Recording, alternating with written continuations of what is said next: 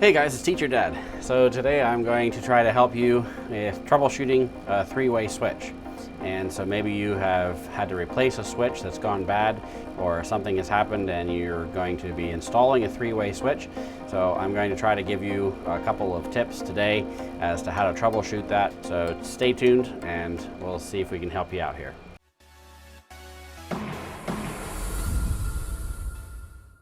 So the first thing that you need to do is turn off the power so that you don't get electrocuted. And so find the switch that controls the light. If you are able to get the light turning on and off, then turn on your light. And if you may need somebody to help you at this point, but go to your electric panel and try to locate where that switch or that fuse is located, and then you can start turning those off. If you don't have somebody to help you, then there's a couple of things that you can do.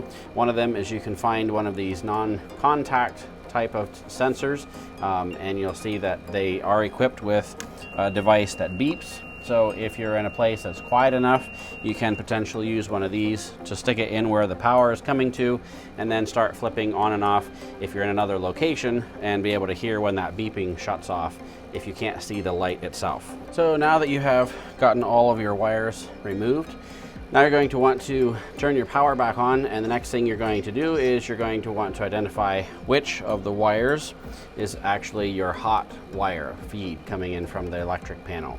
So if you connect that here, all right, and you can see there you do have 122 volts, and we're going to actually take that hot feed. Now this is a special tool that does have shielding for high voltage, even much higher than what we would be using here at 110. So you can see that's why I'm using this to just straighten this out. So once you have identified which line is the hot, I've now turned off the power again, and so the next thing that we're going to need to do is we're going to determine which of these red and black are going to be what we call our feeders. So the feeders are what are going to take this power coming in from the power box, and they're going to feed them over to where you're going to have your other switch. And so what that's going to do is it's going to pass the power on to that other switch, and then once we're over there, we'll have to determine which of the other lines coming in there is what we call the line feed that's going up to the switch.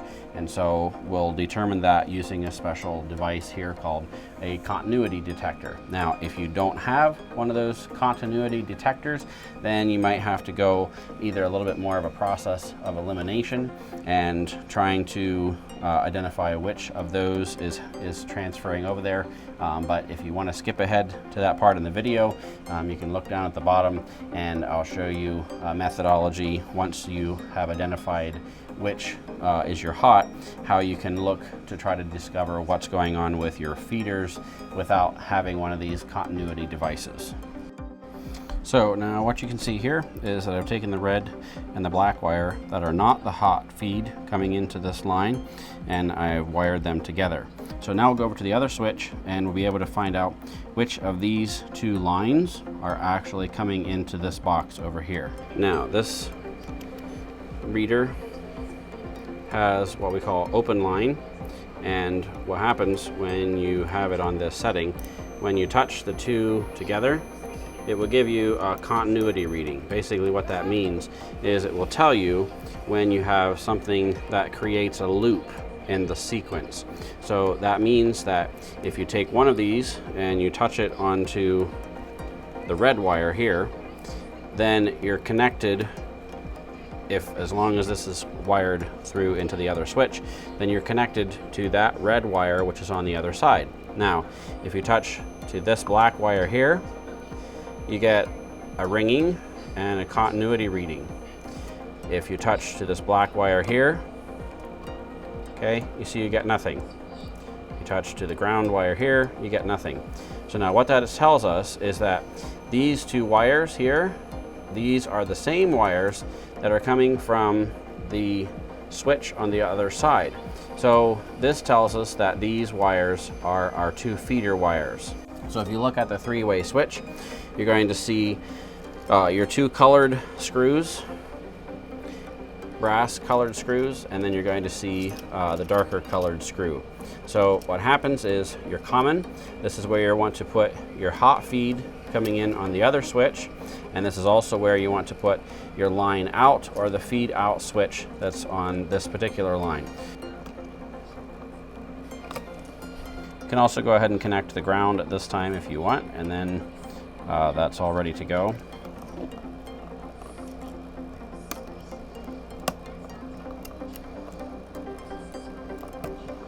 And then we can also connect the ground wire here.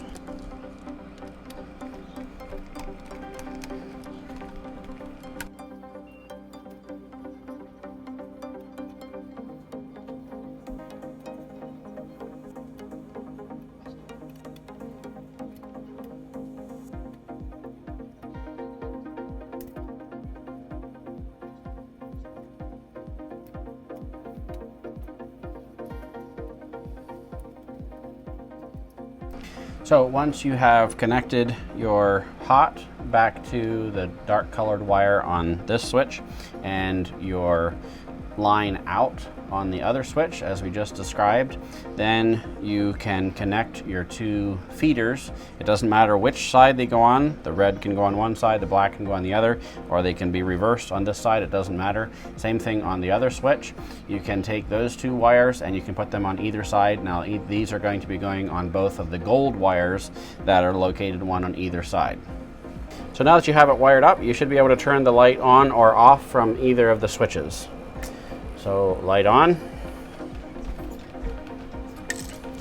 light off. Now, if it was not wired correctly, you would not be able to turn the light back on again from this location, because it would not be wired so that it passes the power through the switch, whether it's turned on or off, and then feeds it out to the light. So if you did have that all fixed, thanks for watching, and hope to see you again on the next one.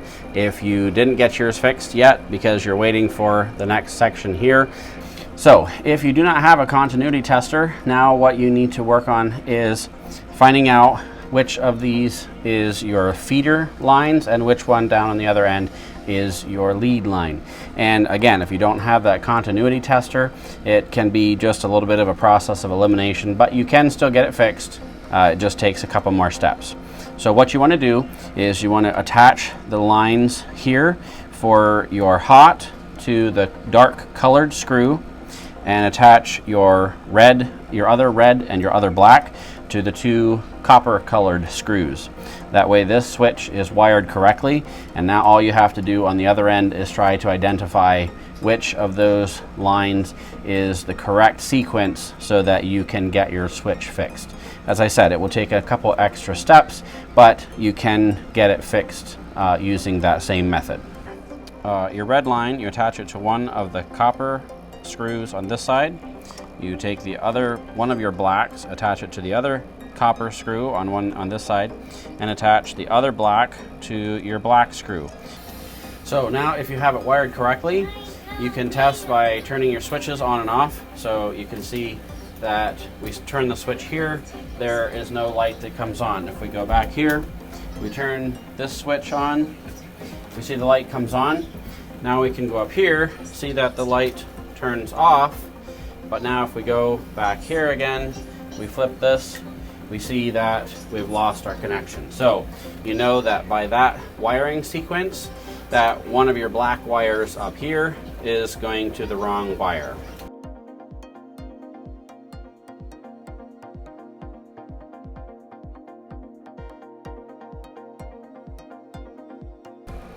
So now you should be able to see if your switches are working correctly, whether you use the first method using the continuity tester or whether you had to use the trial and error type method here. Now you can see the switch turns on the light. This switch turns the light off. Now if it's wired properly, you should be able to flip this switch and the light will turn on again. So there is the process of fixing your three-way switch. Hopefully this video has been helpful to you, whether you had the continuity tester and had it fixed a couple minutes ago, or whether you stayed on here or skipped ahead to this part so that you can learn how to fix it without the continuity detector.